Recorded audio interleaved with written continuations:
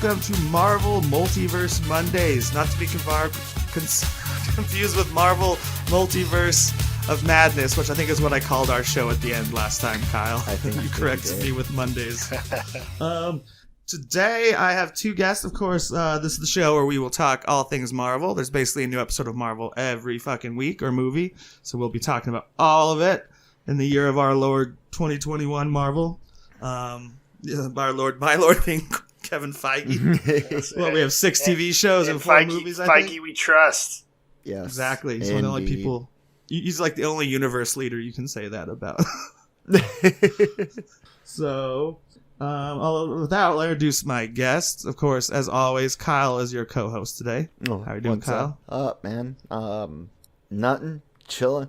Having watched these episodes twice now, and watched a couple of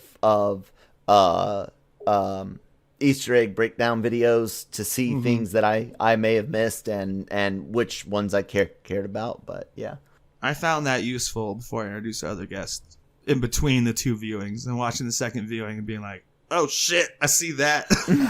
But our other guest today is someone I think will probably be on the show quite a bit if he's available. New to LRM Online. He's been on one LRMornings episode, LRMornings.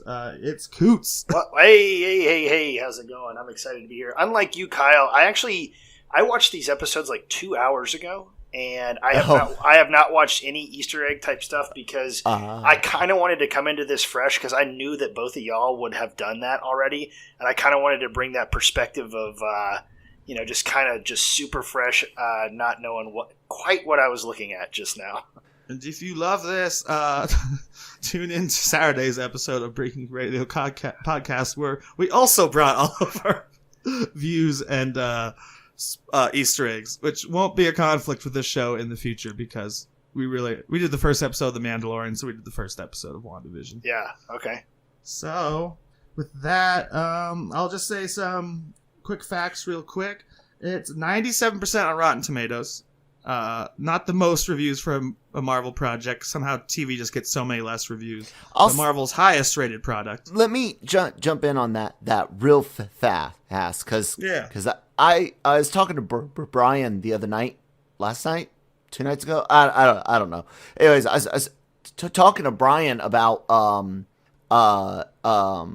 scores and WandaVision, and because he's got his own views on the show. He was like, it's the mystery that keeps me into it, but I wasn't.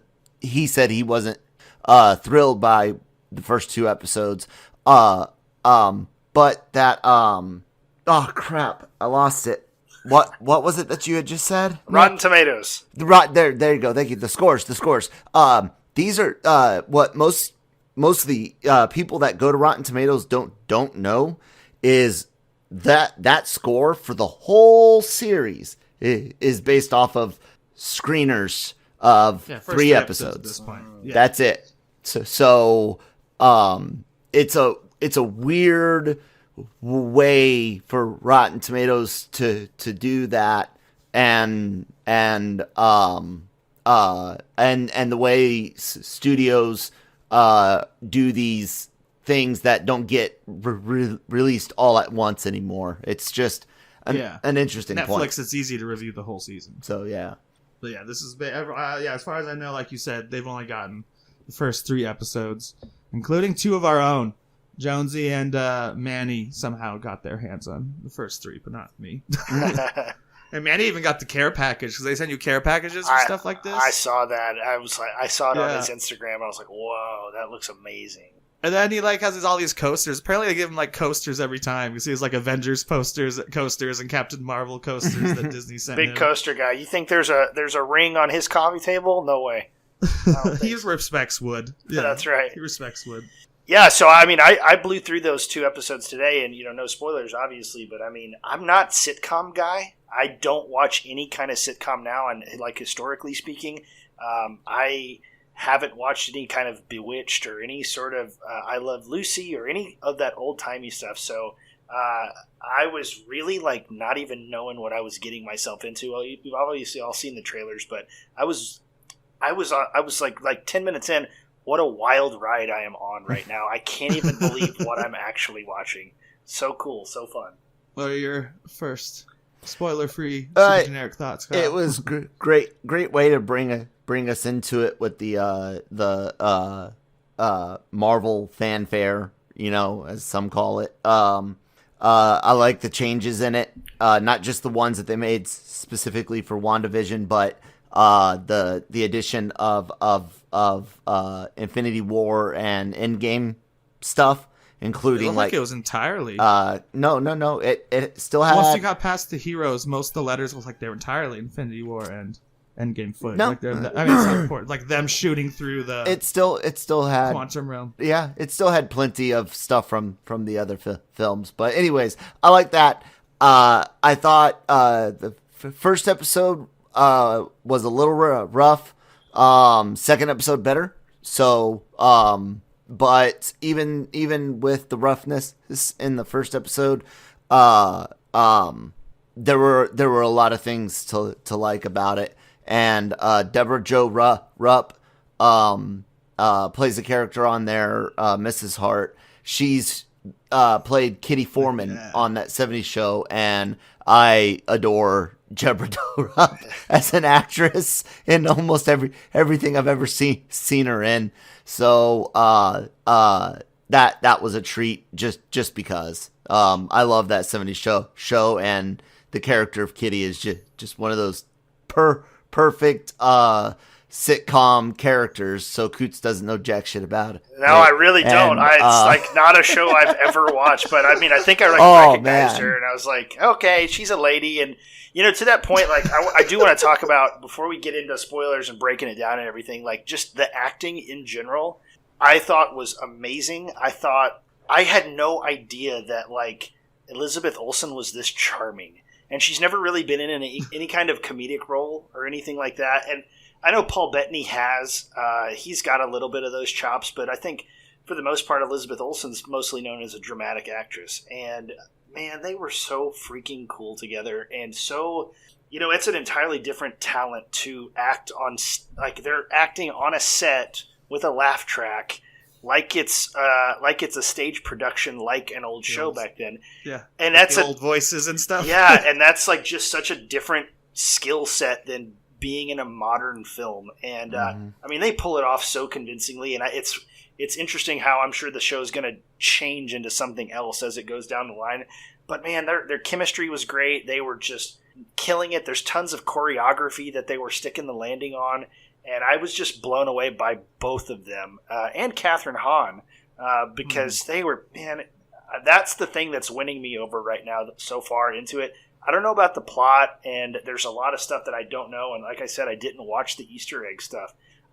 Obviously, there's some mysteries that are being hinted at. But for me, the strongest point right now is just the actors that are involved. They're all over it, and I'm here for it.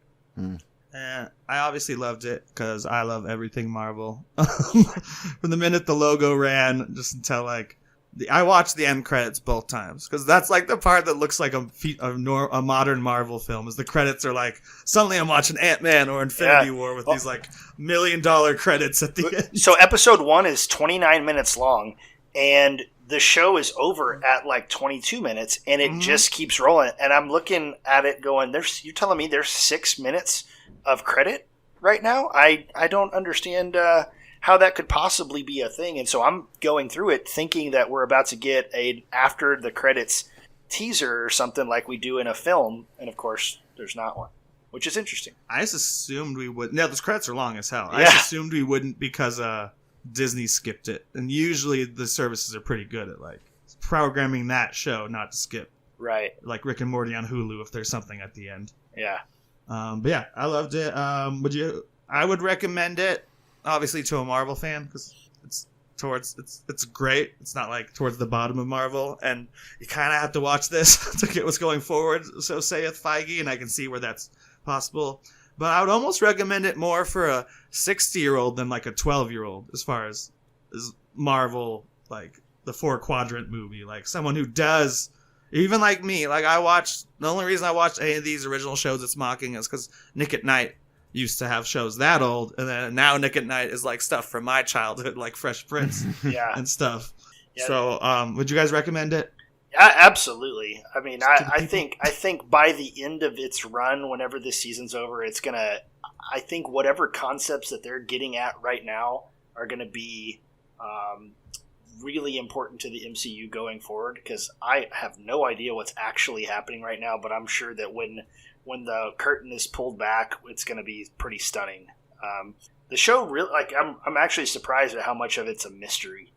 There's really no context as to what's happening. Like, you go through the opening sequence on episode 1 and you're just in it. And my buddy was actually here for episode 1 and he looked at me and he goes, he's like, pause it. Hold on. It's like, do we know what's happening or why these two characters are even on the screen? And I was like, listen, I read a lot of Reddit threads, so I have some theories, but no, they're just here. And we're going. Let's have fun. One's dead. One was not dead. Exactly. Yeah. Now, here we are. Let's do it. How about you, Kyle? Would you recommend it? Yeah. Recommend it to anybody. We let Lucas watch it. You know, this. Did he care? Really? Episode being black and white, and no, he didn't care. He was like. No, I mean, like, I wouldn't want to watch that as a kid. Probably. Oh no, I'd be like, he was fine with it. It was Marvel. So yeah, episode 2, of course, has a little bit more riskiness. Riscosity. I don't know. I don't know. Right. It's a more risque because of, well, Nick might want to talk about that, but anyways, and it's still not too much. It's more than what you see in the regular MCU, I think, other than the hide the zucchini line from Age of Ultron. But right. Other than that, you know, the rest of the MCU is pretty freaking tame. Yeah. But my favorite one, Far From Home. It's the old web shooters. Oh yeah, that's a good one. I actually wrote in my notes that I was surprised at how sexually woke these 2 episodes were. There are a ton of overtures about sex and sex jokes, and even like I don't think it's a spoiler, but at the opening sequence of episode 2 with the 2 beds are apart, and then she pulls them together, and then she makes them what? Yeah. I was like, interesting. We've really never explored that sort of angle in any of the MCU, and I found that it's refreshing, but also made me kind of question what we're doing and what's the point. It's interesting. I mean, right before we get into this is a good conversation, then we can get into the episode recap. It's because this is stuff I was thinking this while watching it, because I've also been watching a documentary about comedy on HBO, and it's talking about different eras and what was allowed in different eras. And it's like, I was watching it, I'm like, no, most of these jokes would not be allowed. I know the second episode's more risque than the first, because they are going like 50s show to 60s show, but I'm like, these shows couldn't do those things. You can do like innuendos and stuff, but some of these are pretty strong innuendos. Yeah, absolutely. Right. Yeah, some of the comedy I think really made me chuckle, and I think part of it was just in general how bizarre it is that we're even here doing any of this at all. But especially in the first episode, some of the interactions with his boss, the Harts, and I actually cracked up laughing when Mr. Hart says, "We don't break bread with Bolsheviks." I absolutely cracked up laughing. The whole play on her being from Sokovia and Europe and stuff. You know, obviously we're just one episode in, and they're sort of acknowledging that, yes, these are the same characters you know. This is not some weird Infinity Stone shenanigan, at least that we know of. But this is Wanda, as you know her, and this is Vision. And it's fascinating to me that she actually just calls him Vision, like his coworkers at work call him Vision. You know, like he doesn't have a real name or anything like that. So I really have a lot of questions about the nature of what's going on, but I'm sure we're about to get into that. He never has, even in the comics that I've ever known. She calls him Viz. Yeah. I mean, one movie. There's that, and I mean, there's times where he's paraded around as someone else, you know, masqueraded as someone else, but in general, Vision was always just Vision or the Vision or but at the same time, he takes the time to disguise himself, because she even kind of makes the gesture like, put on your face. And so he goes out, he doesn't look like Vision anymore, but they just call him Vision. So okay, fine. It's I like it because it's a nod to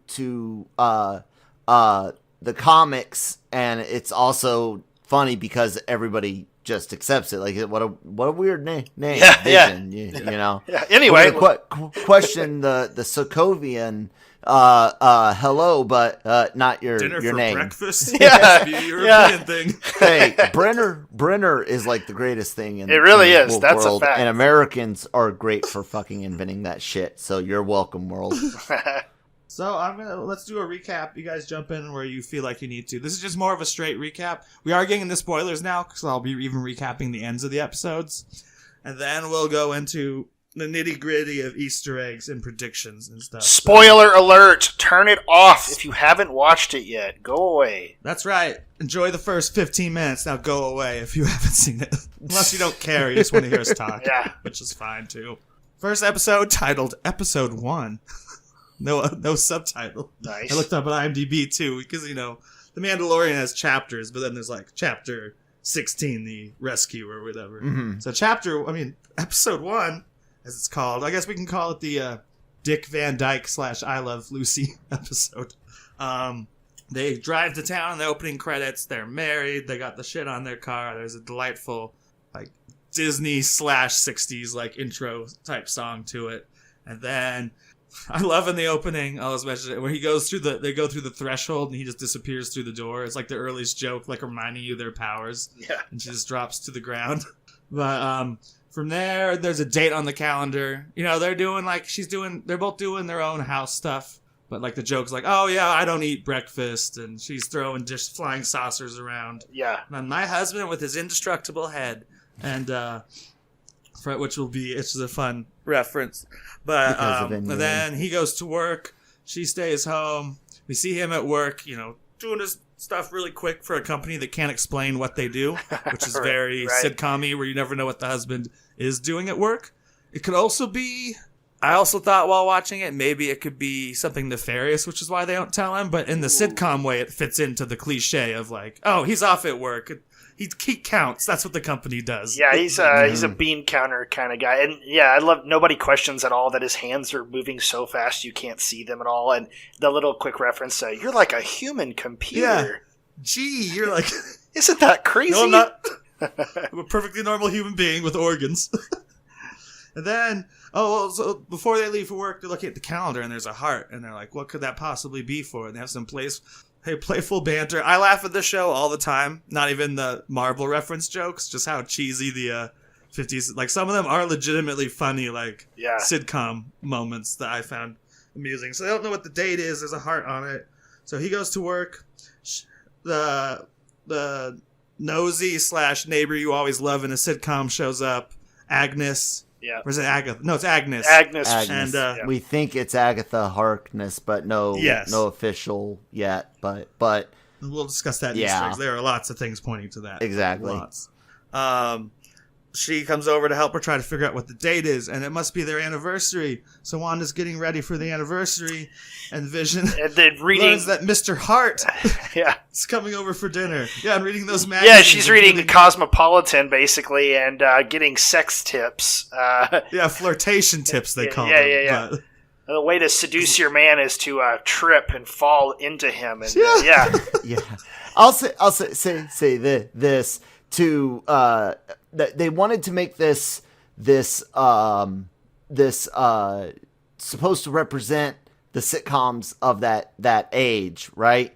And while this 50s, Leave It to Beaver, Dick Van Dyke type era show episode that this is supposed to be, they lay on a little bit too thick of the modern day look how terrible past humans were on TV and stuff like that. And like the sexism almost. Yeah, I have a 4-course dinner because I'm a housewife. But it's laid on so especially by Agnes, it's laid on so thick as to make sure that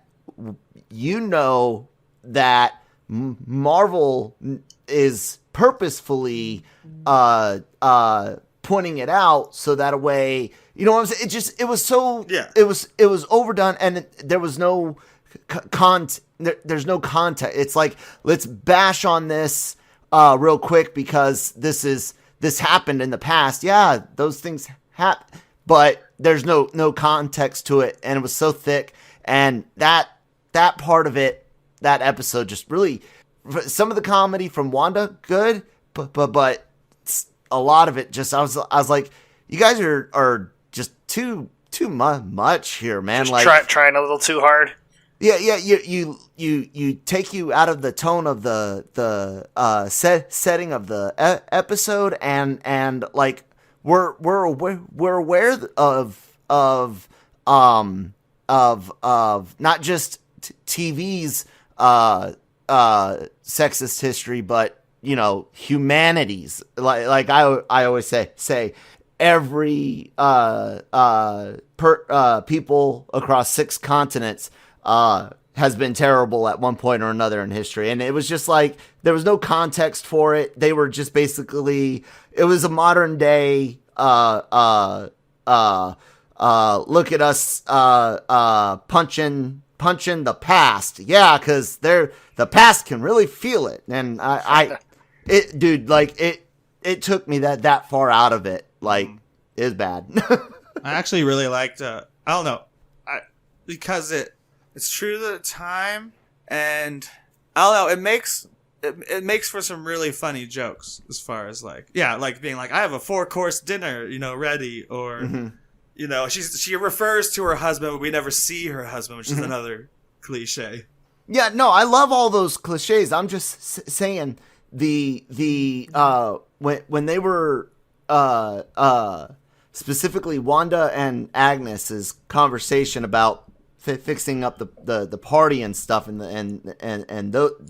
that scene is where it's at its worst. It's just it's over the top, and that was never the way it was for a Ozzy and Harriet Dick Van Dyke or Leave It to Beaver episode, where the women would be hating on the sexism, which is great. Yeah, sexism sucks, but again, the way they portray it for this show is not how it was actually portrayed on the shows that they were trying to emulate, and therefore it takes me out of it, and it upsets me because it was, in my mind, it seems like it was done as just another one of Hollywood's, please pat us on the back type things, and I'm just like, whatever.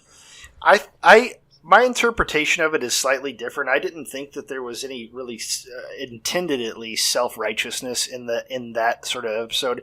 My reading of it was that the entirety of that, where it's just the over-the-top kind of sexism and those sorts of tropes, was just to lean into the idea that, and to sort of add context to the idea that nothing about Wanda and Vision is traditional. And so watch how they don't adhere to these sort of stereotypes.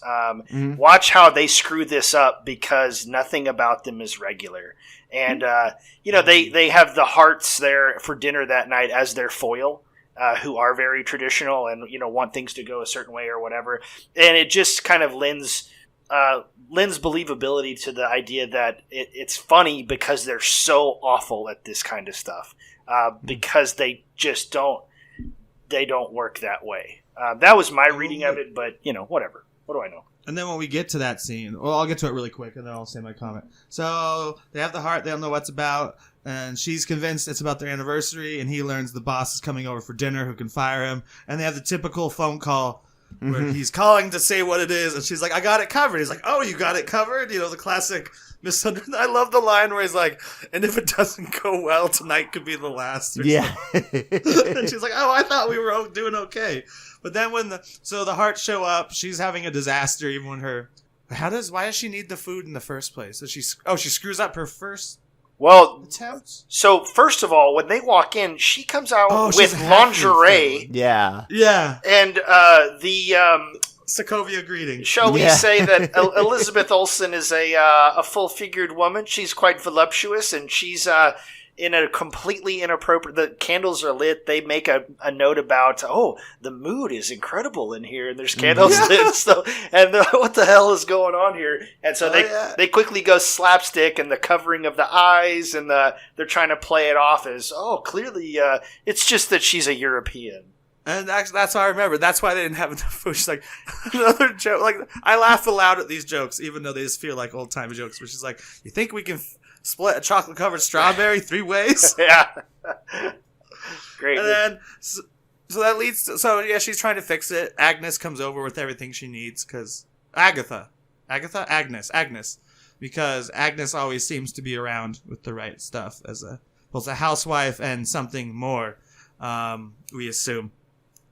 And then the line I was going to reference is that, and then while they're waiting, what felt just true to the era without pointing it out, like Kyle didn't like as much, is just Miss Hart wanting to help, which just felt like a normal like sitcom thing without being like the woman has to help. It was more just like, let me go help there. It sounds like a disaster. That's something my family still does. Like we have guests over for Thanksgiving or something. Like, are you sure I can't help? Yeah.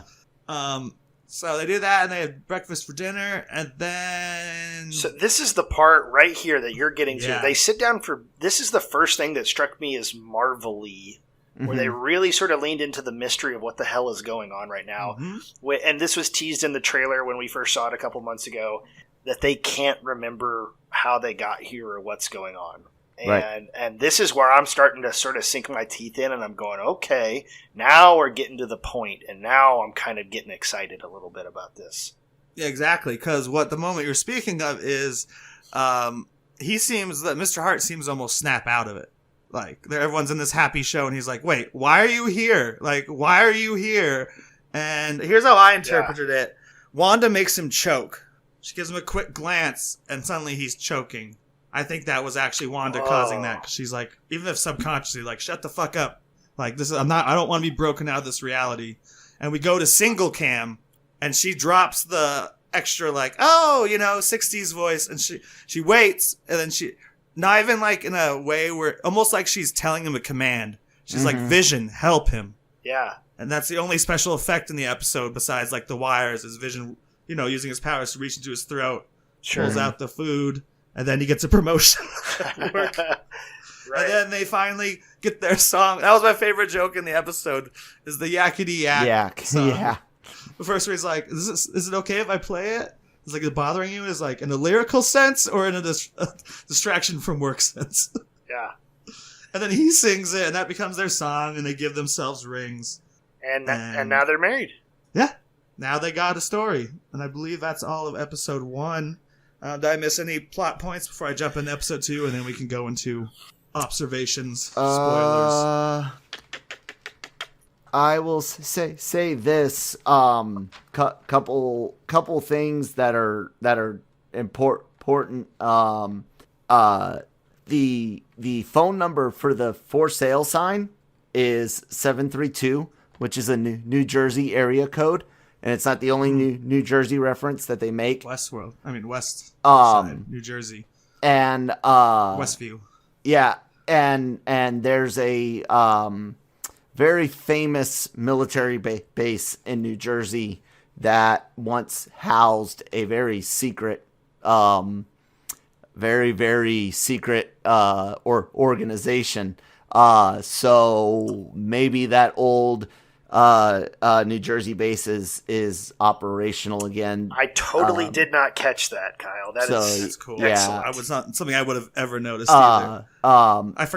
I thought the thing I forgot to mention is at the end of the episode, you pan out and it's a sword agent watching it like it's a TV show. Yes. Okay. Seeing it in that form. Had no idea what that logo was. That was the coolest transition like I've ever seen in television, where he's watching what we just watched, and it's sort of meta, because I assume those were the real credits for the actual creators of the show. No, but it's like on his screen. No, like one of the director of that episode, that you see in the credits, Abe Brown, is actually a student from Midtown Tech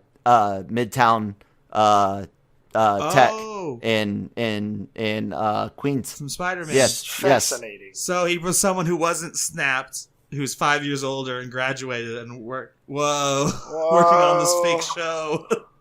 I know some of the other names in it are like Marvel artists, and but yeah, there's that one. Just Easter eggs. Also, just for no, you said we do Easter eggs later, so I just wanted to bring up that plot point about New Jersey because I think that is important because even though that missile strikes the base in Winter Soldier, there's still a lot of infrastructure. Oh, that's the military base you're talking about. There. You didn't make that connection? Yeah, Camp Lehigh, which is was a real life one also. Yeah, it's Camp. Just a reference to. Yeah, it's Camp Lehigh. That's where Captain America was trained. That's a real base. That's what we're saying. I didn't make that connection. Oh my when god! You talk about the base. I'm like, oh, yeah, that must be where Sword's at when you said there's a secret base. Right, but right. No, you meant Shield. And what I was saying, now Sword. Right, and with of course New York, New Jersey, even though the Avengers themselves moved upstate. We remember Homecoming.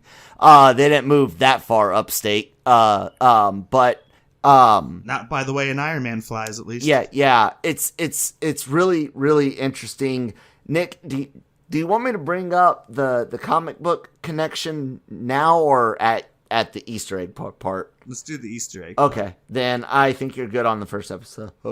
And then we can further discuss Sword for Coots. Yes, let's do it. And then, episode 2 is Bewitched, more or less. You know, they all have multiple elements in them. I mean, even the first episode has the Bewitched elements, you know, because she's is Scarlet Witch. She's never been called that. Scarlet Witch. I blown away stuff. Yeah. Blown away by the opening sequence here. I don't know if I don't know if I expected it to be different opening sequences for each. I'm assuming that's what's going to happen each episode now. But man, I was get a Brady Bunch opening eventually. God, I was watching. I was like, that is so freaking cool, man. I loved it. That is like the Bewitched hand drawn. Yeah. Somebody pointed out that, and as someone that's lived in Europe a couple times, I can vouch for this legitimately, including having lived in Cold War Europe, and old enough to remember it. Wanda quite possibly grew up in the 90s, watching American sitcoms like Dick Van Dyke and all of that, and that's why she's manifesting things this way for these episodes. Maybe is a theory someone had, but that doesn't pan out as we move through the decades as much, because by the time they're like teenagers, they're radicalized and they're in a war-torn country. So she wouldn't have been watching as much TV in the later episodes. So you don't think she's been watching TV at Avengers HQ? Well, between missions with Cap. Here's what like I'm getting catching at. some Modern Family, Full House reruns. Here's what I'm getting at is through the trailers we've seen roughly the 50s through the 80s, and then we've seen what appears to be the outside world or modern world, or however you want to phrase it. Excuse me. I think that's where the theory kind of does hold a little bit true, because some of the last TV memories Wanda would have would be of early 80s shows reaching Eastern Europe in the mid 90s as the wall comes down and stuff like that. So it's a pretty good theory, but there's a plot point that messes with it, and that's the Wanda, who's doing this to you line that we'll get to. But anyways, yeah, that's right. So I did forget one thing about the first episode, which is also in this episode. Commercial right in the middle. Yes. Because normally these old shows would be funded by one organization where they'd be like, and now it's the Colgate Comedy Hour, which is a real thing. Yep. So the device is a toaster. It looks sort of like a face. Not that matters as much. And even before they said who it was by, when you put in the toast, it makes the Iron Man photo, like, pew sound when you lower the toast into it. And then that's the first red we see is the timer. And the timer goes faster and faster like it's a bomb. Yeah. And like it's a Stark bomb, which is the beginning of the origin of How Scarlet did I Witch miss and this? Quicksilver. I totally missed that. And they like, new toaster from Stark. And it's, I only caught the second time, the bomb part. It like counts down. Like it's there's a beep to the toaster. And then it's so you're like, oh, okay. So she's suffering the trauma of her past through these commercials. Fascinating. And there's that line, forget the past, this is your future. Yes. Your future. Your future's with Stark. Forget the drama or trauma of the bomb. You're an Avenger now. Remember what I think you can even connect it to Hawkeye's line. Yeah. This commercial could almost be the commercials might be part of her awake subconsciousness. This forget the past, including forget vision. This is your future, Stark, the very symbol of the Avengers. Because think about it, Hawkeye told her straight up, you walk out that door, you are an Avenger. And I think she really holds that deep within, especially the sacrifice she made in Infinity War. So I think this is all part of the subconscious thing. And yeah, I caught the bomb thing immediately, and I do think that's what this is her subconscious trying to be like, no, like there's better stuff ahead. There's, anyways. With that slogan, I also saw, it's kind of Easter eggy, it almost being like forget the past, your future is inside this bubble that's been co-created by you and perhaps some sinister forces. That too. That is. Where it's like, yeah, forget the past. This is it. Like, this is all you got. You're in the show. There was no past. You guys showed up married. Don't know when you got married. Just go with it. Yeah. So, going into episode 2, they were both afraid at the beginning. It's an adorable little cold open. Or, like, there's loud noises, which I do not think, it's not the tree. But there is a tree in the end. But there are loud noises. And they get afraid. And one of my favorite lines is he's like, someone should check it. And then, like the male-female role, she's like, yes, someone should check. Yeah. This is where I was really starting to really fall in love with Elizabeth Olsen. Not that I hadn't already years ago, but like she's just so expressive, and like she's so perfect for this kind of stuff. And like it's really great to see her. On stage you have to sort of overact, and she's such a subtle actress usually, but her doing the physical gestures and the way her face contorts to sort of play up the humor here, I was like, man, she's freaking killing it. And I can't not watch her when she's on screen. She's awesome. She is sitcom royalty. That's true. Good point. Younger sister of Mary-Kate and Ashley, which hopefully they do a Full House episode, because that would be super meta. They did, this is where like her over the top, not any topic, but over the top acting is really era appropriate, and the show that they were trying to emulate appropriate. I liked it. I like Elizabeth Olsen.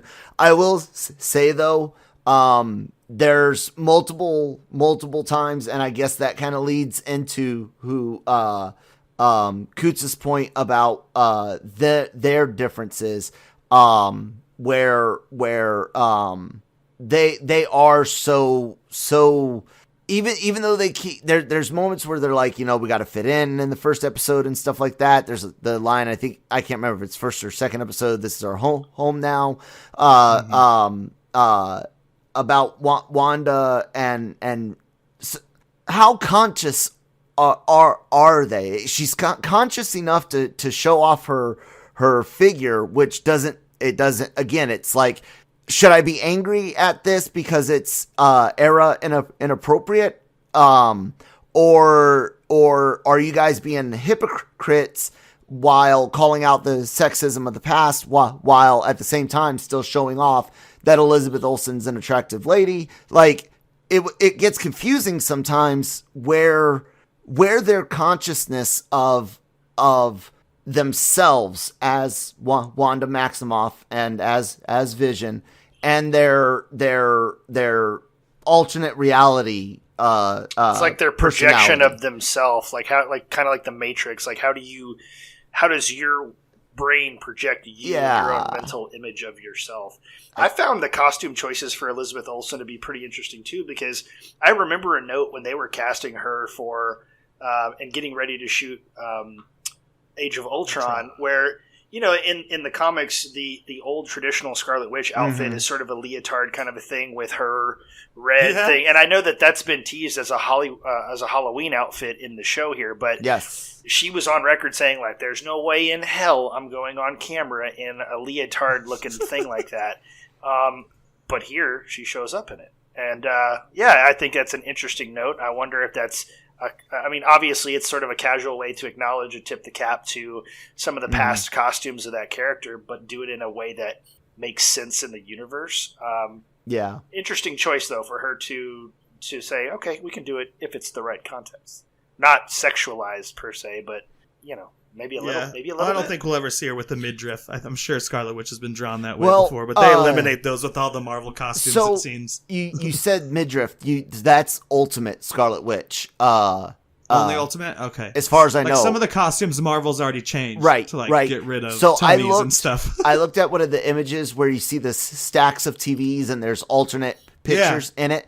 Her upgraded suit is a amalgam of the Ultimate MCU Ultimate and I'm wondering if we'll get any 616 put into it, but you can clearly see a new textured suit that has a neck ring and what looks to be a very narrow cut towards the shoulders.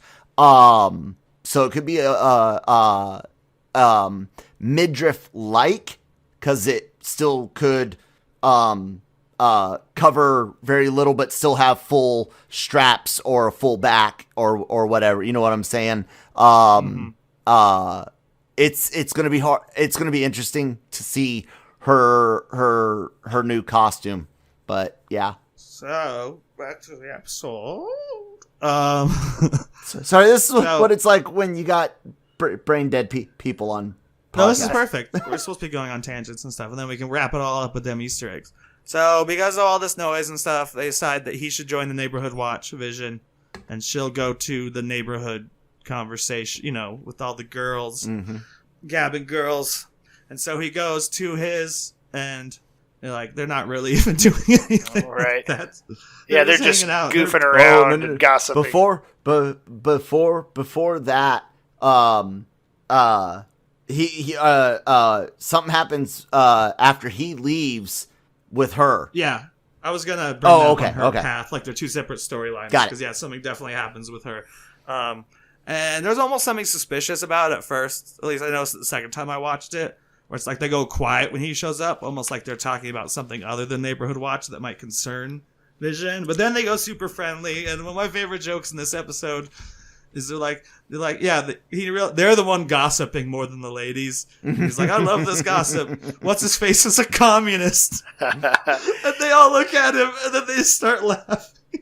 That's great. That's the second communism reference in as many episodes, which obviously, as Kyle's note, it's something and we assume Wanda's subconsciousness is really, hearkening back to that Eastern Bloc mentality that she probably grew up in. I don't think that's a coincidence at all. That's good. I didn't even think of that. I just thought of it like a time period thing. But you're right. Between Bolshevik, I'll say this: there's three. I think it's 3 knocks at the window in that scene. There's the initial one.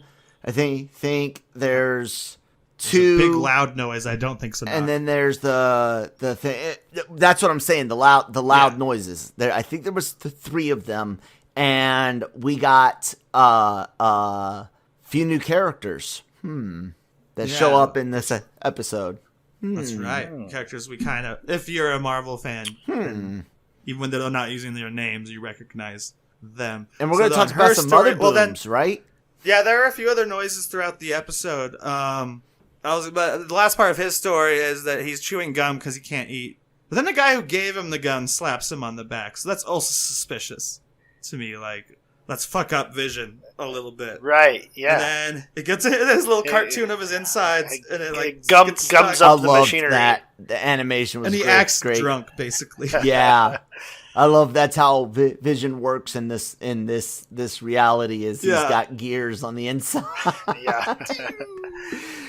Kudos to Paul Bettany for just sort of the physicality of his drunk acting. I know we're kind of jumping ahead a little bit, and There's a lot of pratfalls. Yeah, I'm sure you're going to circle back to the other storyline. But yeah, I mean, when they get up there and are doing the act towards the end, I mean, just the way his movements and him being silly and the pratfalls and stuff like that, like very, very funny. The dude is wildly talented. Do you not remember A Knight's Tale? I do. Excellent. Okay. So super duper fun. Yeah, that's when I was thinking, like, you know, we know Paul Bettany is a somewhat comical actor. He's got some skins on the wall there, but he pulls it out of the bag here, and it really works for me. I think it's really funny. Then Wanda, meanwhile, is brought out of the house by Agatha again, and they're going to like the meeting where all the girls gossip, the town meeting, or Agnes, excuse me. Well, she's in her living room, she hears a noise, and then she walks outside, and something happens. She hears what sounds like a lawnmower to the audience at first. Or even like a fan. Yeah. I know lawnmower, you're right. I heard a lawnmower. Then you hear what sounds like a lawnmower crashing, and when you go outside, you expect to see like a neighbor having had their lawnmower motor explode or hit a golf ball. Yeah, something like that, right? And no, we see this little red helicopter. Toy sized. That's toy sized. It's colored. It's red and yellow. Yeah. Red and yellow with a sword logo on Very clearly has the sword logo. Right. Yep. And so again, this is another time where you hear a boom, right? And something from the outside enters, and that's why I'm like I was trying to remember how many were there. I believe it was three big booms at the beginning of the thing. This fourth boom is a helicopter, and there's another boom we'll talk about. We know who one of the anyway, continue it. Anyways. Yeah. Because then so after that they go to see Dottie, who is very much in charge of everything in this town, as she says. And they go to see her. It's a typical gal gab session. They're planning and think Dottie's a real mean girl. Yeah, it reminds me of Mean Girls more than anything else. Just she's like, she's a little Regina George in her for sure. Yeah, and everyone's behaving perfectly except for Wanda and this other mysterious character, who from the comics we know is the daughter of Captain America's best friend, who becomes Monica Photon Rambeau. In the comics. Yeah, Monica Rambeau. Right, but she introduces herself as Geraldine, correct? Yes. Yeah, she doesn't have her correct name. Interesting. She doesn't even. She at first says, "I'm. I don't know what I'm doing here. I'm scared," and then she starts to get into her role, as Geraldine. I think she legitimately really wasn't all aware yet. No. And I agree with you. And she was still in that twilight phase where what Wanda's doing by having them all there, it messes with who it's messing with people, and so Monica, it's messing with her, but Wanda's already got this character planned out, somewhere in her brain, and it's just taking a minute for that data to download into the new entrant. But what's weird is why did the helicopter crash and Monica is there? Like, did the helicopter crash because Wanda's defending it, or because someone else is defending Wanda?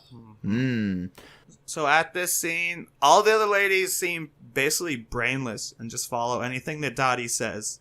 And there's lines about the devil in there, and what's the other one? Divine, like just different references to the devil.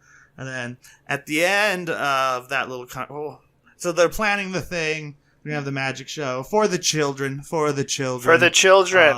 Everything's Reminds me of the greater good from Hot Fuzz. Yeah. For the children. Me too. And then Wanda's the last one there because Dottie selected her to clean up, which at first feels like she's a new neighbor. I'm going to be a mean girl to her. But you're like, I think Dottie's keeping an eye on Wanda. Because I do think... And then they both hear the radio.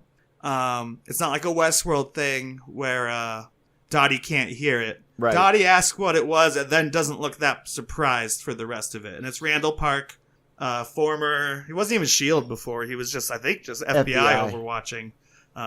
You hear his voice come through. It's like, Wanda, who's done this to you? I didn't know that was his voice. Yeah. Whoa! It's more clear during the credits. Okay. That's definitely that actor, Randall Park. And then Wanda freaks out enough that, like, the radio malfunctions and Dottie crushes the glass in her hand, which is the second time we see color in this episode, is her blood. I have a theory for why we see her blood. I don't think it's related to Wanda. Once again, it's red, by the way. We've only seen two colors now, right? At this point. Yeah, red and yellow. Interesting. And then red in the first episode. And silver. And silver, I guess. And then at some point, there's another commercial before we get to the third act, which is for Strucker, a Strucker brand watch, which even has the Hydra. I mean, of course, Strucker is the scientist who experimented with her and her brother using the Mind Stone, and seemingly, which is what gave them powers. And it's a Strucker watch. It has the Hydra symbol on it. And there's a thing about almost like you have all the time in the world. He'll make time for you. He'll make time for you. Another like kind of line that's foreboding about terrifying like, allusion don't worry about to it. Her past and being, presumably her and her brother Pietro were imprisoned by Baron von Strucker in Sokovia for possibly an extended amount of time. I doubt that was a loving relationship. Well, it was. But they it was do at what he least asked them to voluntary. Yeah. Initially, I do love that line from. I watched in the Legacy. They had the line where Captain America's like, "Oh, someone like giving themselves up for experiments to save his country. I mean, to save their country. That is weird." Like in a sarcastic way. He's like, "Who would do that?" Yeah, exactly. So we get to the third act. The third act is the talent show. Wanda and Vision are doing magic, obviously. There's a key phrase here, Nick. I wonder if you picked up on it. Dottie says, "This is the sole fundraiser for," and then she continues on about the elementary school. Maybe not so much SOLE, but SOUL. Is that what you're implying? Yes, indeed. Whoa. If people can remember the comics enough, they might catch something there. But anyways, so then at the talent show, they're up. Vision's late. He's acting like he's drunk because he's all gummed up, and then he starts doing I believe this is the plot actually of an episode of Bewitched, only it's switched, where the witch, the wife, is doing the stuff, and but in this, Vision's doing real magic, like floating, and then Wanda is fixing it each time. Yeah, she's kind of on cleanup duty a little bit. Yeah. She's like, "Oh no, there's a wire there, or there's mirrors," and someone's like, "Is that how mirrors work?" But I did notice two characters in the audience. Agnes always has her purse and is like ready to go every time there's a real magic trick, and Dottie is never looking away. Nope. In fact, I could have sworn Dottie has a little bit of red in her eyes, but I don't think it is there. Also, it looks like there's even a moment where I think Dottie and Agnes eye each other. Yeah. But we'll get there. There's also that line. Dottie's interesting. I'm going to go ahead and say this, Nick, because I know one of the primary theories, but I'm going to throw a wrench in it while you cover the rest of the episode, and that's that radio host scene where Dottie seems to kind of does wake out of something for a moment. Who are you? It's similar to the dinner scene and the why or stop it scene from episode 1. That's when she causes damage again, right? And then it fixes it, and Dottie carries on. How does a wife get blood out of a white linen? By doing it herself, and she's back into character. So, on that one too. Yeah. So then they do the talent show. They cover all of it up, except for having to put Geraldine. Is that what her name is in this episode? That was said, and having to suddenly transport her. And she's like, "Wait, how did I get inside?" They called it the Aztec tomb on Arrested Development. Same trick. So I'm gonna call it that, even though it has the Soul Stone or the Mind Stone on the top of it. Yeah. With the rays going down. And so they do that. They actually win for the children. And they go home and they're celebrating and they're about to get sexy time. And then, and suddenly, do they hear a noise? Or there's another boom. Freak out and run outside. There's another boom. And there's a guy crawling out of the sewers with a beekeeper costume that has the sword logo on the back. Mm-hmm. He's actually surrounded by bees. Mm-hmm. And she's like, no! And it rewinds like a VHS tape. And then they're back. Or they were right before that. And then she's pregnant before they go out, I guess, to see the... No, she's pregnant when they come back in. Yeah. And then Color enters the world. Yep. And we move up.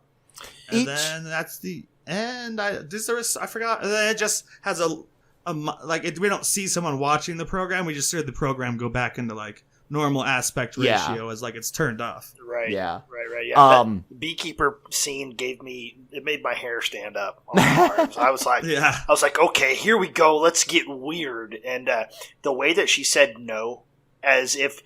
Once again, like y'all mentioned, it was a directive. The same way that she directed Vision to remove the stake from Mr. Hart's chest previously.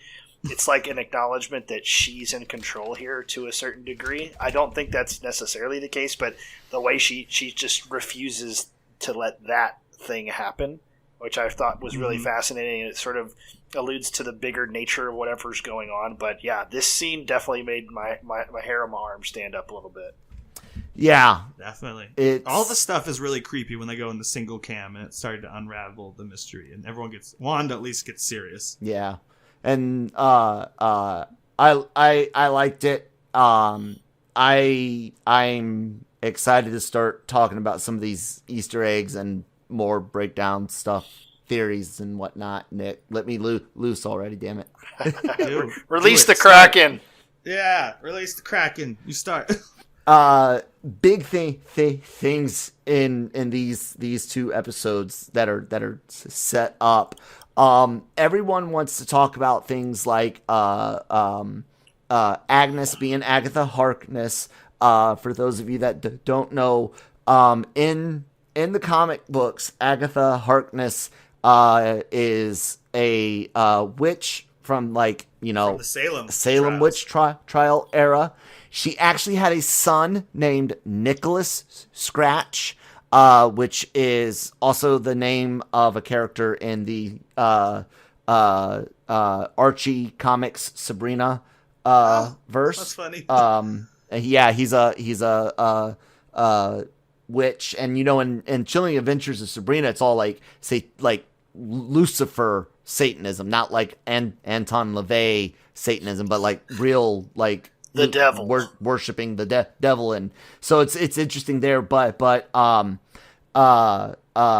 Agnes has a husband named Ralph, but a pet rabbit named Senor Scratch. So. In the comic, she does have a Ralph? Isn't that the name of her husband? No. The Ralph in the show, she has a husband named Ralph, which some people... Right. Some people think that might be Mephisto that she's speaking of, because in the comics, Agatha works with Mephisto off and on.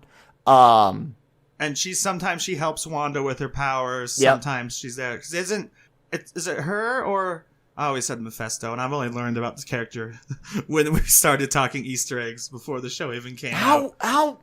I don't know every goddamn Marvel character. Apparently, I haven't read any comics with Mephisto. Did you not read One More Day at all? No. No, I don't know what that is. I mean, don't read the last issue ever, but, everything else JMS did up to that point was great until Joey Oh, it's a Q JMS again? fucked Nice. it up. He's like You heard everywhere me. these days. I said it. Joey Q, you fucked it up. Anyways. Oh, no. There's your hot because- take of the episode. Because I forgot. I brought it up that I thought she created the kids. So, Wanda create the kids in the comic, but Jonesy the other day said it was actually... No, I thought Mephisto did, and Jonesy said he thought it was Agnes... Agatha. Whatever her last Agatha name is. Harkness. Agatha... Harkness, yes. Of Okay, course, so take the here's first two letters, last four letters. exactly. Agnes. So here's And the brooch. and the brooch, right? So here's a very layman's thing of what happened in the original comics with the kids. It was very drawn out. It actually started a while ago with Wanda and Vision having kids. It turns out that it was Mephisto and Agatha working together, basically For to the children. To get Wanda's kids. Mephisto actually gives up part of his energy for their souls, but the whole point of the thing is to unlock Wanda's potential. Because it was a period where they were starting to play with her mutant ability and her unknowingly tapping into real magic. That's something we haven't touched in the MCU yet, and that's why we're going to go from Wanda to Scarlet Witch, and I think that's why we get a costume change and a villain and Doctor Strange, blah blah blah. Anyways, Mephisto eventually, in order to release this chaos magic, but basically, right, in Wanda, he takes the kids back. He reabsorbs his energy, takes their souls back into Which also them. fixes the comics, so you don't have the kids anymore. Right. It's a double. Exactly. It's a Marvel course correction and a plot point. For a moment. Because there's a point where they try to say that she creates Wiccan and speedster, speedball, speed something. Basically, like what? Another witch, another Quicksilver. Right, Yeah, like right. her and her brother again. Another Exactly. To mutant replace with witch powers, another Quickster. right Yeah, to speedster, replace they her say in DC. to replace her kids. But there's also connections to Secret Empire here, because Westville feels a hell of a lot like Pleasantville or Pleasant, whatever the fuck, from Secret Empire, which was a prison for villains created by a cosmic cube. You mean Secret Invasion? No, you mean Civil... Wait. Secret Empire. Or Secret Empire with Cap being Hydra? Yes, this was the prelude to it, right? Okay. Okay, so I only read all of the actual storyline. Okay. I didn't read. Doctor Strange, Wanda, there's some connections there, because the people that are in the town, they live that town's life unaware that there's that, like, Red Skull's in there. He has no idea that he's fucking Red Skull. Okay.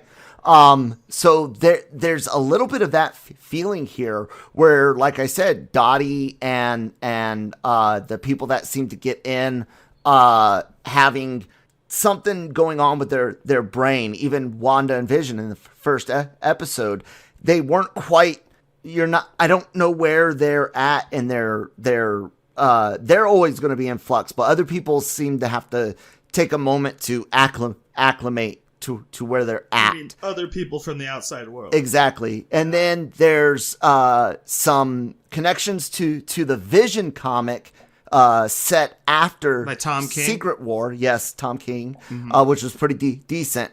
Excellent book. where he creates a family. A family of his own. Exactly. All androids. And Brian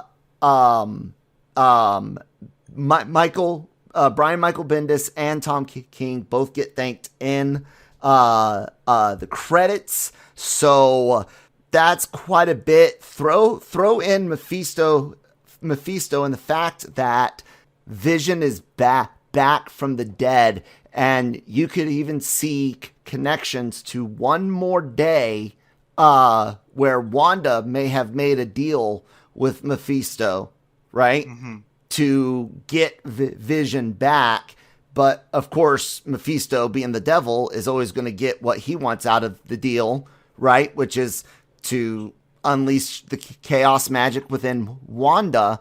And I think right now, subconsciously, I think she's been fighting a lot. And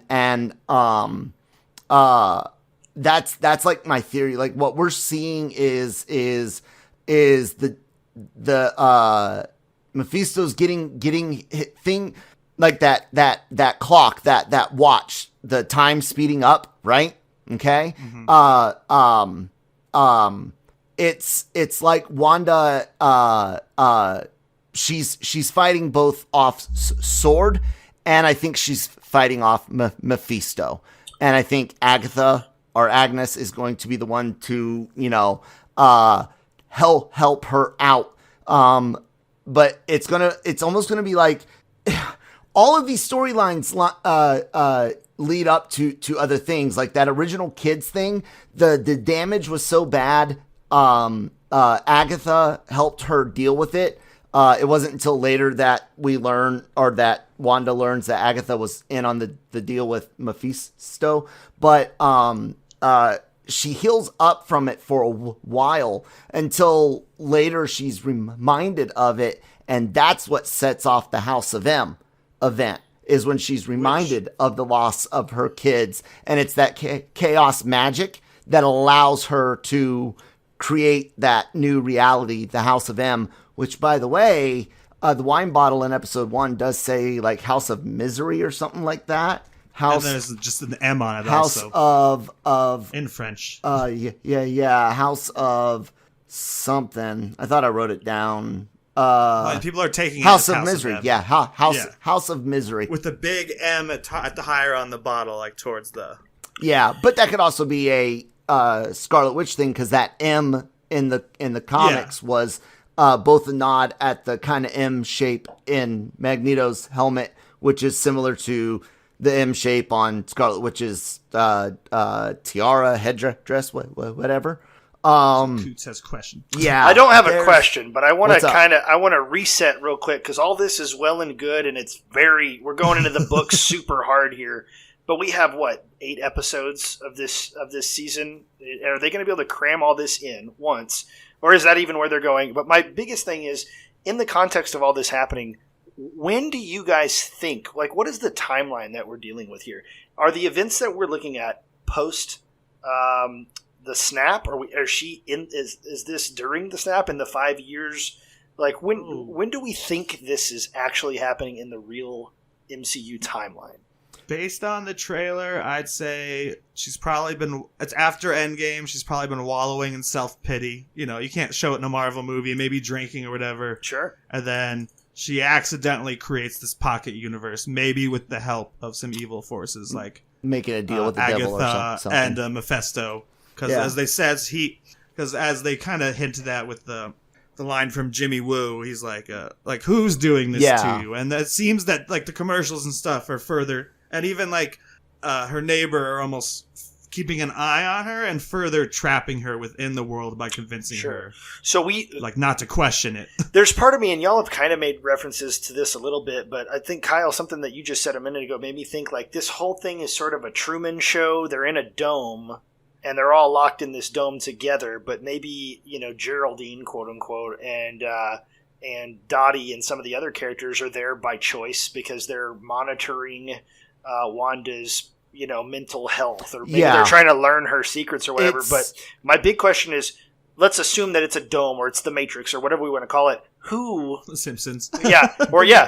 My biggest question is, who constructed this? Is this something that S.H.I.E.L.D. or S.W.O.R.D. made and she's imprisoned, or is it of her own making? Again, it could be either way. You could go the House of M route, where she's created, which was the theory going back when they first announced this series. Everyone was like, she's going to create this, and they're going to reverse House of M to a degree, and give us mutants instead. No more mutants, which is her line from. Exactly, instead of the decimation that happened of the mutants when she said no more mutants at the end of House of M. Or you go the route of Pleasantville and Secret Empire, which they can combine the two together and feed into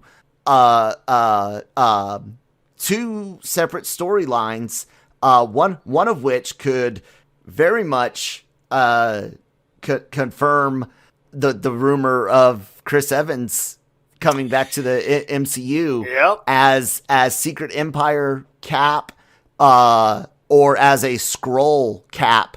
Both real possibilities in the MCU now, especially after the announcement of Secret Invasion and this WandaVision series. Interesting. I've never seen the Secret Empire comparisons, even though I read it. But yeah, you're right about that. If for more information on that, please tune into LRMornings, January 15th, our episode where we got into it a little bit. There's quick plug right there. Go ahead. There you go. Thank you. Appreciate it. Good stuff.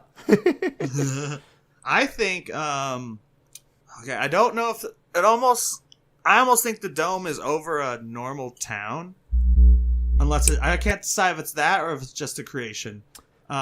Where like everyone inside is a normal person who's been twisted, but I like that theory less now. I like the idea that everyone who's created is just mindless, and everyone from the outside world are the ones who are like, wait, what's happening? Yeah. Like maybe everyone, because where did you come from? He's not like an important character, and he's before we heard any noises that we know of, but he could very well be someone waking up. And like, in the trailer, there's the woman crying as she puts up her laundry. So I almost think this is a real town that Wanda corrupted, put up, with the help of others, and accidentally put up the dome herself, keeping S.W.O.R.D. out and her and the villains in. I think they're working together on it.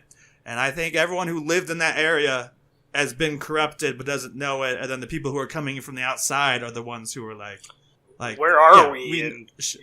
Yeah. Like Monica Rambeau or whatever. Here's Gerald. Her real name is. She looks like, I think she's a S.W.O.R.D. agent who got sent in, and then it's corrupting her brain being in there, and then she falls into the. Right. She falls into, like, everyone they send in isn't able to rescue Wanda. They just kind of. They're in her gravity well sort of thing. Yeah. That's what I was. Or the villains. Yeah. Fair point. That's what I was saying. Like, it seems like Monica Geraldine is getting. She's in Twilight after getting there. It's almost as if, let's see, there's some new characters that arrive pretty early. Then there's the helicopter. You guys keep talking about this dome and you asking where it's at. We think we've seen it because of, in the trailer, there's very clearly a giant red, what looks like TV static, but blink and you'll miss it. There's helicopters flying in front of it. No. I think that scene. I think later in the show we're gonna flash back. Yes. To like the beginning, but from the S.W.O.R.D. point of view. Yes. And that's where we'll see a helicopter like crash into it, break into it, become a toy on the other end, and we'll see Monica Rambeau being sent in as a S.W.O.R.D. agent. It goes back. I think it's gonna start the episode that she's thrown out. I think that's when it's gonna start. You see her getting tossed out of the dome in the trailer as well. Yeah, exactly. Which could give her photon powers, because she, of course, becomes Photon. Another Captain Marvel's kind of type character. I honestly, like, some people were like, oh, the S.W.O.R.D. agent, he looks like an AIM guy. Why are there bees there? Why would he, it looks like an old AIM. We know AIM exists. And I'm like, no, that's a S.W.O.R.D. agent. Barely and existed in this universe. He's wearing a bee suit because obviously one of the paths that they are trying to get through has a spell cast with bees as part of defenses. I didn't even think of that. My I biggest was almost thing, more thinking like that's more than a bee costume. No, it's not. Like some kind of like a radioactive, like it's disguised as that, but it's meant to protect this person's from minds being. Twisted into there's a chance that he changes into something that is time period appropriate, but Once we he would gets have out. spacesuits in this time period because Gemini's already off the ground in the 50s and 60s. We're headed to the moon, so it wouldn't make sense for a spacey type suit to degrade to a beekeeper suit and keep the sword symbol. It'd be weird to have the sword symbol, yeah, but otherwise she wouldn't know what sword is. No, assumedly, that's why I'm saying like. But I think, a spacesuit would be suspicious if they didn't see him crawl out of the hole. Mm-hmm. That's a perfect way for him to walk down the street before changing into his clothes. I'm not an astronaut. I'm a beekeeper. My thinking with the beekeeper outfit was that's more like a beekeeper actually is the keeper of a hive, making sure that the bees stay healthy and that sort of stuff, obviously. And so I'm thinking this is a custodian guy. This is maintenance coming in through an access hatch, and hey, I gotta go fiddle with some stuff. It didn't strike me. It struck me as ominous and pretty scary. As I said, the hair in my arms was raised up, but this struck me as like, oh, we got to come in and do some routine maintenance behind the scenes, and she saw something that she wasn't supposed to see. This is somebody who's obviously a member of Sword who's got to go in and do some routine maintenance real quick, keep the bees, if you will. It's interesting. The bee. I didn't think of that. Just the bee allegory. I get that, and it's a really, really good theory. I think this is legitimately a rescue attempt because he comes from another banging sound. And again, each time there's these bangs, something from outside comes in. And it seems like this episode is trying to make it clear that someone is trying to reach Wanda. We believe it's Sword. They could just be observing. But this guy, I believe, is a full-fledged Sword agent. Mm-hmm. And it's a magic Monica spell Rambeau was too. Protecting. My question is just, and this is why, because she sees him, and I think when she sees him, she knows that part of her subconscious knows someone's coming in to try to get her out. That's why she says no. She wants to stay. Yeah, she wants to stay now. She wants to stay, of course. And that's why it's so horrifying. Yeah. Even the call coming across the thing is almost like a horror trope. Mm-hmm. It's like, what's that weird? Like, it all seems like horror to her, made scary because she's like, I don't want to go out there. Well, like Vision's subconsciously, like Vision's dead out there. Like, right, that's where I was. Vision forever. Yeah, exactly. And like I said, everything they're doing for the kids all lines up to the Mephisto, Agatha, for the children, and kids storyline, where the intent is to get Wanda, who is very, very special as a mutant who can access magic. At the time before magic was written, I guess, maybe, I don't know. No, anyways, but Wanda herself is very special, and every sign points to this. So that means that not only will Wanda fight the rescue effort, but Mephisto and or Agatha will fight the rescue effort again, which is why I'm saying that's a legitimate beekeeper suit, because he just came through a way that had a spell where part of the defense is fucking bees.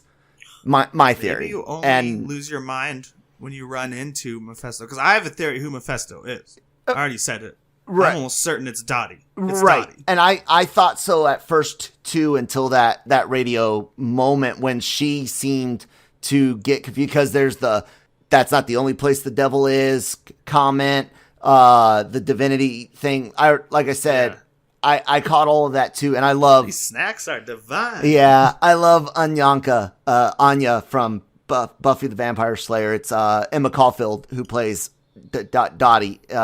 Oh, really? Her character from Buffy is Anya, is great. She was a demon there, and so if she is Mephisto, that would be cool. I'm not sure 100% she is. Are they playing you though? That they know that you know that, and they're running interference to get your mind going one way and pull a sneak. Or Marvel's just fucking with us completely. Yeah, pull a sneaky on you. It could be because there are signs to her being, like we just mentioned, and Nick and others all are like, is Dottie, but that one scene where the radio, but that you're right, it could be her. Well, I feel like she didn't react to it as enough compared to other people. Like everyone else like freaks out when something like that happens. And she's just like, what is that? And then she just listens to it and watches Wanda. It's not like she's like, ah. That's true. I think That's true. The blood works with your theory and my theory for why it's Yeah. colored. Your theory is the things that come from the outside world. You think Dottie came from the outside world with the boom, sounds like.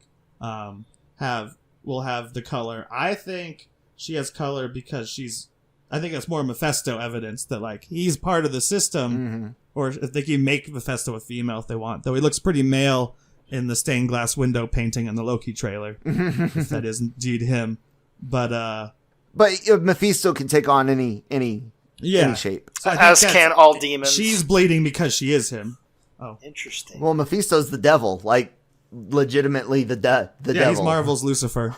Brutal. DC actually has Lucifer and like archangels and stuff because of Constantine. Marvel just has like, But Asgardian but Mephisto gods. And legitimately like fits into creationism and shit like that, and without being Lucifer, without it he's being a Marvel yeah. version. Yeah, but he's not the Fallen. He's taken. So- he's been the guy that he's been the legitimately Mephisto has been the devil at the crossroads in the comics. He's the devil. So yeah. So let me ask you this.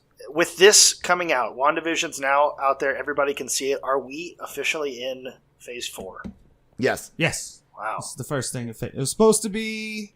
It would have been Black Widow. Yep. Falcon and the Winter Soldier, and then Eternals based on the original plan. That's right. Eternals would have come out in November, correct? Mm-hmm. And Winter Soldier was supposed to come out in like August originally. Okay. So And we're still waiting on Black Widow, but apparently the order doesn't matter with Winter Soldier. And I think we're getting Loki after Black Widow unless they push that shit again. Yeah. Here's something. When Agnes first meets Wanda in episode 1, she says, "Wanda, charmed," and then as she leaves, she says, "This is going to be a gas." Somebody, I think she's referring to the whole thing, not just somebody pointed out that it's code. You're being gaslighted. You're under a charm. I really think that. Let me see. The town feels threatened. Like I said, I think there's a combination of the stories where we might have real townspeople in there, or completely made up townspeople that are automatic, and you get the downloaded weirdo people from the guy who looks like Luigi. He has the big nose and the mustache. He's Jones, the one married my to favorite citizen. He's actually the he's one. my favorite citizen. He's the one married to Dottie, actually. Oh, really? And he she was part of the reason she's upset is remember her husband lost his job when Vision got the promotion. Oh yeah, I love that moment.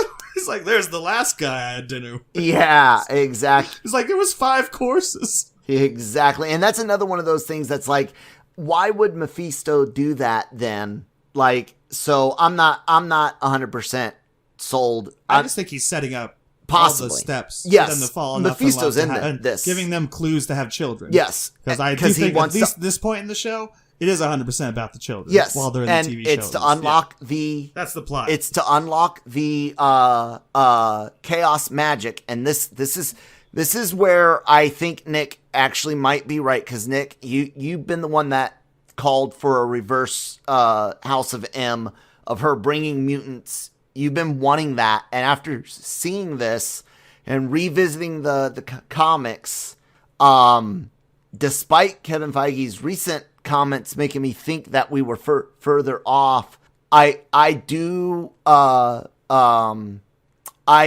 expect her to basically when she snaps, when they release the chaos magic, when they do their version of House of M, she's what breaks down the walls between the multiverse, and that's what Doc Strange has to fix, and that's why she's the bad Spider-Man guy 3. in Doc Strange 2. She's the primary bad guy because of what Mephisto has done, and I even expect a Doc Strange cameo in this show at some point, because mark that down, y'all. Mark that down. The original House of M comic, it's Strange that brings her out of the House of M. Well, it's Strange and Wolverine, because he was the only one in the reality that remembered. And anyways, Strange helps bring Snapper out of it, and when she does that, she destroys the mutant race. And I think we get our mutants from her either through opening the multiverse or by creating them, but I do expect it to come from her. So you're thinking that the entire arc of, at least a big chunk of the arc for Phase 4, is Wanda breaks down the walls between realities, and then all hell breaks loose. We have Tobey Maguire running around, and then Doctor Strange has to put that back together in the Multiverse of Madness. Yeah, because that's what he does. This out he online. protects our existence. Yeah. That it looks like there will be multiple storylines moving through Phase 4, not like we're all leading towards Infinity Stones, but like, so example, this would feed into Spider-Man, which would feed into WandaVision. That's a storyline. Yeah.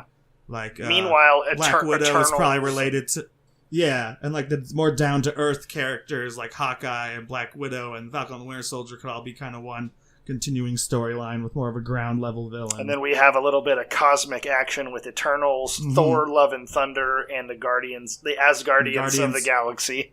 And then obviously the Guardians, I Am Groot, or whatever the Groot TV show, yes, the Christmas special, and the movie are all one storyline, starting with Thor and ending with Guardians Volume 3. A Groot Marvel's kids just show going is a lot of directions. Yeah, the Groot kids show is the most amazing idea I've ever heard of.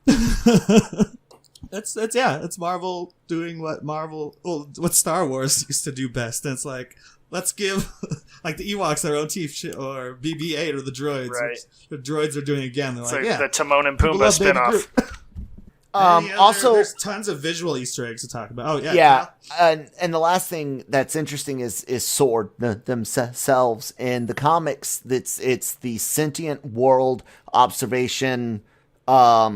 Something I can't remember the RD, but in this universe in the MCU, we know it's a sentient weapon.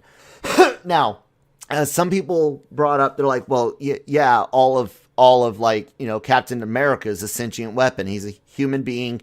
He's a weapon. I'm like, no, he's enhanced. Tony Stark enhanced. Wanda and Pietro, Quicksilver, or at the time, at least, enhanced. Wolverine, Weapon X. They've got been called a weapon. They've got a specific term for people that get powers. They haven't really ran into, other than gods and aliens, Skrulls, on Earth. They haven't really met anyone born with powers, right? Like I said, aliens and gods aside, which in the early MCU, the Norse gods were aliens technically, but anyways, other than that, they haven't dealt with people that are born powerful. So I think, again, now that we know it's sentient weapon, looking at the kid's story being the key to this, the House of M connections that follow that years later, and Vision's comic connections coming after Secret War. Secret War also deals with a multiverse crisis. So like the 2015 Secret Wars that is deals with a multiverse crisis. Like there's so many layers in this. Even though I know you didn't ask for a grade. I don't know if you will going forward, but like I gave the first episode a B and the second one an A, and like even though the first episode had all those things that I didn't like and things that took me out and whatnot, and I was still so intrigued by this mystery because there is guys they're drawing from decades old stories to stories that are just 5 years old to stories that potentially aren't even related. What a way to stick it to Joey Q to take one more day away from Spider-Man and use it in WandaVision so it can't be used in any Sony Spider-Man movies. I would love to see WandaVision end up as her version of One More Day with Vision in this universe that she's made or Mephisto made or whatever. But yeah, the layers are thick, guys. I'm sure that tracks for a guy who's as into the books as you are. Do you think that plays with the average layman who's tuning in and just, hey, I'm here, can have fun, and I've seen the MCU movies? Is this going to track for somebody like that? Yes, absolutely. You're going to have fun because, let me ask you, did you have fun? I had a good time, but I mean, the shit that y'all said in this, I'm blowing my mind. That's all. And only some of this is going to happen, I'm sure. Yeah. We're pointing out all the things. Yeah. Some of these are like just anything else you've seen in the MCU. Yes. You don't have to read Winter Soldier to understand the movie Winter Soldier. No, True. some of these are just Easter eggs and will remain as such, but they are potential. Like there's in the animated intro for season 2, the Bewitched style, I Dream a Genie style intro. Yeah. You can see the Grim Reaper's helmet, who's a Marvel character. In the animation, and people were like, oh, the Grim Reaper, maybe that's who's, doing things. And then people wanted to start talking about Lady Death again, but no, give up on Death. Thanos is gone. We don't need Thanos. Death. They're not going to use it. Yeah, that's what I'm saying. So no, it's what's great about this is all of these mysteries, all these Easter eggs that are a part of the story. You're going to learn about and you're going to enjoy without any of the knowledge that Nick or me or a guy like Jace has. As a matter of fact, usually people like you that are more limited and might know some of the bigger Marvel comic stories only. I'm sorry, I didn't mean it to come out wrong. I meant Marvel comics. Knowledge. Sorry. Someone that's more casual might know stories like the original Secret Wars where Spider-Man got his black suit. They might know Civil War, where Spider-Man revealed who he was and stuff like that. You might know some of those stories, but you're not going to know. The average fan isn't going to know the story of Mephisto, Agatha Harkness, and Wanda and Vision's kids.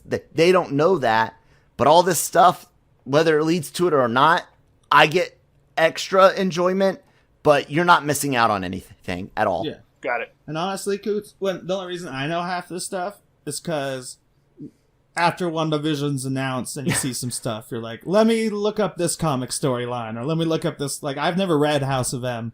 I knew about it before. Yeah. I have read Vision. Vision's one of my favorite comics. It's just a quick 12-issue kind of one-off. But yeah, I haven't read most of these stories either. I learned Wikipedia. what I need to know about most storylines when it's suggested it's in a movie. Like, even though it doesn't help, it's not necessary. In fact, Jace is so into the original content, he gets pissed off when they change stuff. And it's like, you have to change stuff for a 2-hour movie versus a... That's the point I was trying to make to you, Coots. I was going to... That's where you can benefit because you can get people like Jace that are so obsessed with that original content that he legitimately wants them like storyboard, shot for shot, page that's to not how to this screen. works. Same amount of characters. And I'm Civil like, War. but I've already read that, so why not take what worked really well with what's on the page, change it a little bit, and and make it different enough that I'm like, ooh, yeah, this reminds me of the Infinity Saga.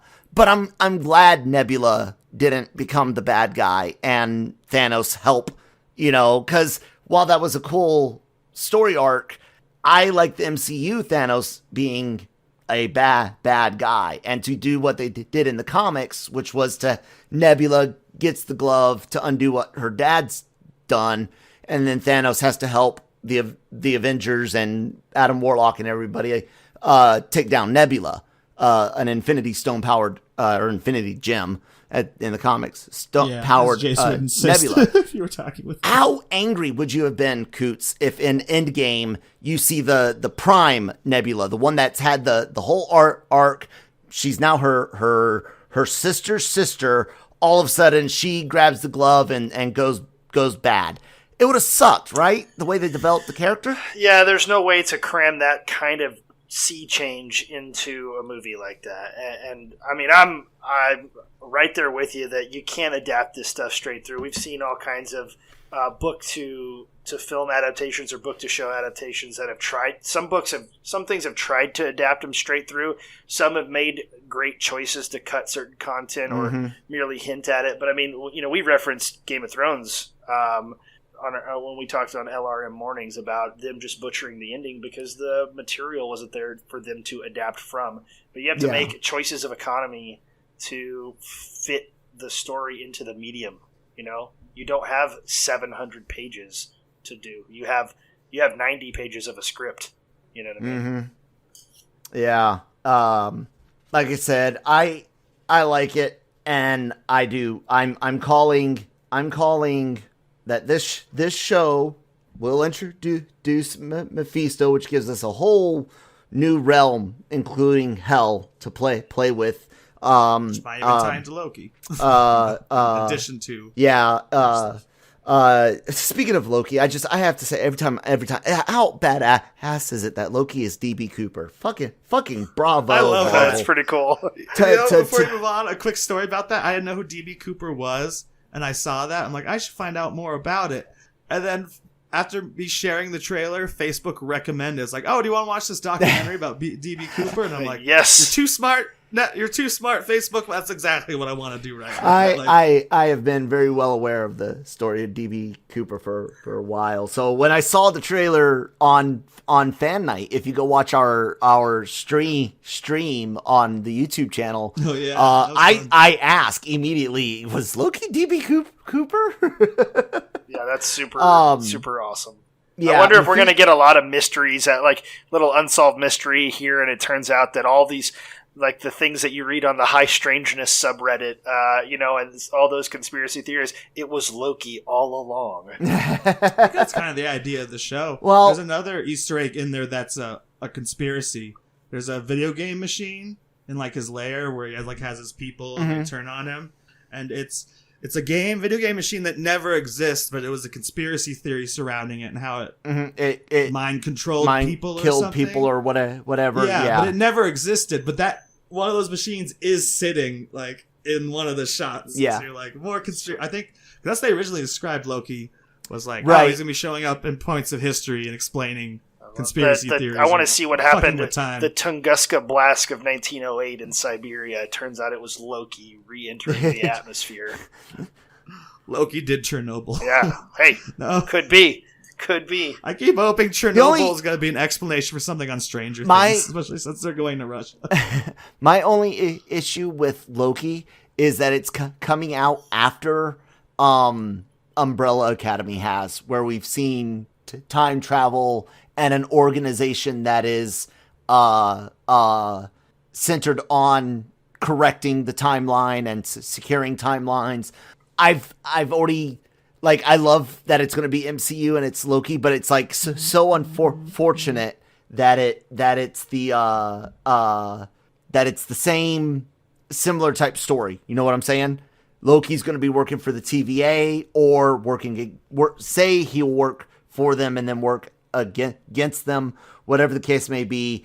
It's just unfortunate that it's like I just watched a time a very very similar time travel company maintaining things. But it'll be interesting to see how it plays into Ant-Man Quantumania because Kang the Conqueror. What happens when Kang shows up? Yeah, how's that gonna fuck up stuff? There's nobody over time more than Kang. So I bet he has a cameo in Loki too. Mm-hmm. I mean, we're getting way off topic. We should probably end this. Now we're just talking about the other shows and how we're Coots, excited. Any other things you curious about or? No, I mean, I enjoy that we. Now that you've said it out loud, I do think that we're going to get a sort of go back to step one, go back in this timeline and see the events outside of whatever's happening here, and let's see it from the other side, outside of Wanda's, perspective. That sounds like a great way to sort of fill in the other half of this, and obviously that's going to be something that we haven't seen in the trailers, or if we did, like very briefly, like you mentioned, the helicopters in front of the static and stuff like that. So. I'm into it. I liked the premise of the show. I love the idea of jumping through the different eras. And I love your explanation about it's because Wanda got all these older shows in Sokovia, and that's kind of what's feeding her subconscious. There's a lot of things. There's a lot of enlightenment that's happened for me in this session right now that I'm definitely going to... Are we overcomplicated? Well, you know what? I think... we may have referenced too many comics. I think that we deserve.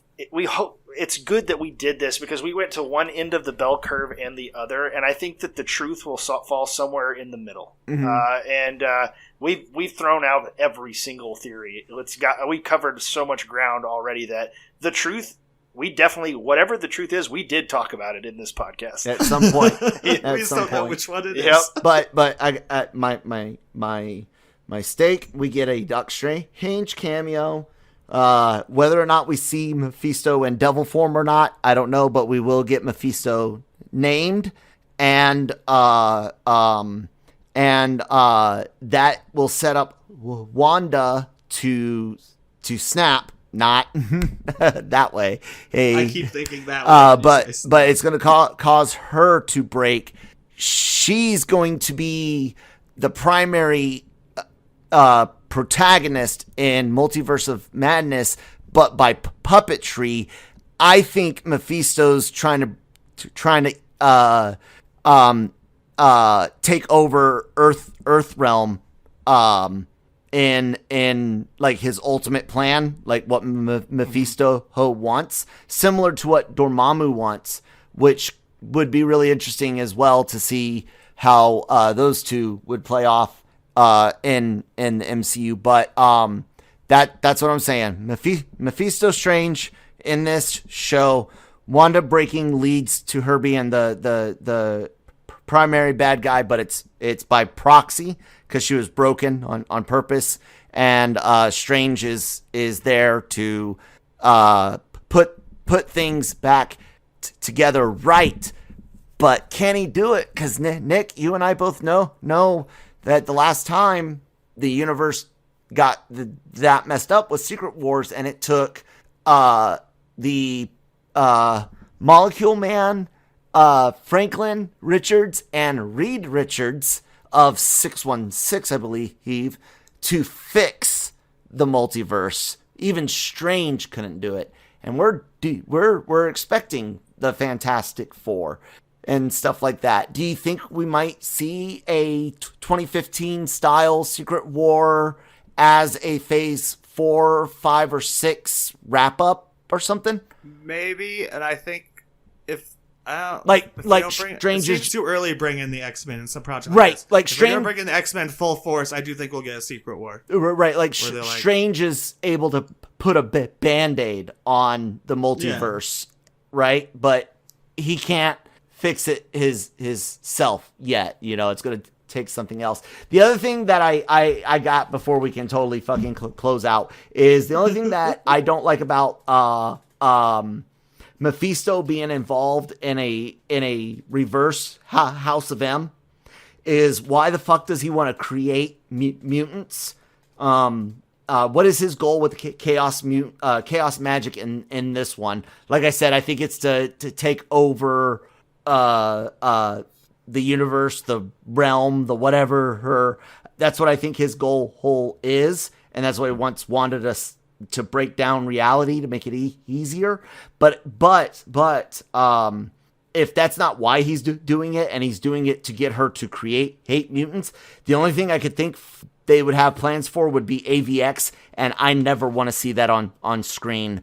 I don't even give a fuck if it's the Russo brothers, and no, never, ever, no. I do, eventually, because the comic's awful, but I know that Marvel will make it better.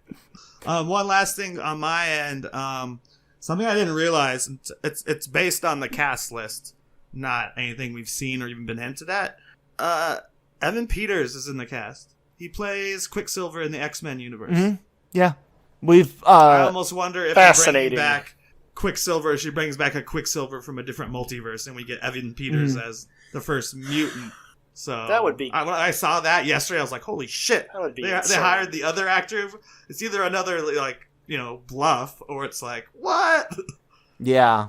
I don't know. You get the more interesting of the two Quicksilvers. He really back. was. He really No was. offense, but Look, the other guy was kind of milquetoast. what was he? Aaron Look, Taylor Johnson. Look, I, Nick and I have. Maybe we should release that. I still have our X-Men. I just never edited it together. Ranks it, Nick. Oh, yeah, we should. Release it. Everyone raves about Quicksilver in Days, or not Days, but Days and Apocalypse. Yeah, it's the exact Apocalypse. same scene, yeah. Because the one in Dark Phoenix is just garbage. But that's it. Like personality wise, as far as like when you first leave Evan Peters Quicksilver in Days of Future Past, when you're done with him, I'm not that interested. Like, he makes jokes and goes real fast, so you guys can do cool effect shots. They actually set up some really cool stuff, especially with Hawkeye and Wanda and Pietro in Age of Ultron. Actually found Aaron Taylor's Quicksilver to have more potential. Was he as fun to watch? Not necessarily, but he had more potential, character-wise. Cool. Anyone else got anything else? We're going to close out. We're done. All right. Thank you for joining us for the second episode of Marvel Multiverse Mondays. Yay! Here on LRM Online and wherever you get your podcasts. Let's go around the room. Kyle, where can you be found? What do you want to plug? Oh, he's know me. I'm all over the website doing shit tons of shows. LRMornings, Anime-Versal Reviews, the Cantina Reviews going up, and I'm at that Kyle Malone on Twitter, and at that one, the number one, at that one Kyle Malone on Instagram. Yeah, give me a follow and subscribe and share with your friends. Coots, you're new. What are you up to on the site, and where can people find you online? I'm writing a couple pieces here and there, working on a couple other side projects, so you can find a couple of the pieces I'm writing on LRM. I hope to show up on more of the podcasts. Those are pretty exciting. And you can find me spouting off a bunch of garbage on twitter.com. My handle is @CootsBrandon. Cool. And I'm at Geeky Nick Doll on the twits. I do this show and Breaking Geek Radio, the podcast, and I like to show up on LRMornings as well. We'll Everyone next loves week. the morning show. Yeah. I like doing it. It's fun. Next week, we will be talking about just episode 3, so expect an hour-long episode instead of a 2-hour-long episode, because we'll have half the content, Maybe. and we've already gone deep into theories. Well, Yeah. maybe go look at the Cantina reviews playlist on SoundCloud, or as we're re-releasing them every week on YouTube. As we went through each episode of Star Wars, our times got longer because the story builds on itself, and even though you're eliminating theories here and there, you're still building more and more, and by the time we got to episodes 8 and 9, that was like almost 4-hour-long podcasts. Yeah. I was on the Rise of Skywalker. They started out at like episode 1 was an hour and 20 minutes, and we spent all hour 20 minutes hating on it. Yeah, go subscribe. I'm done. All right, and with that, Excelsior. There you go. Enough said.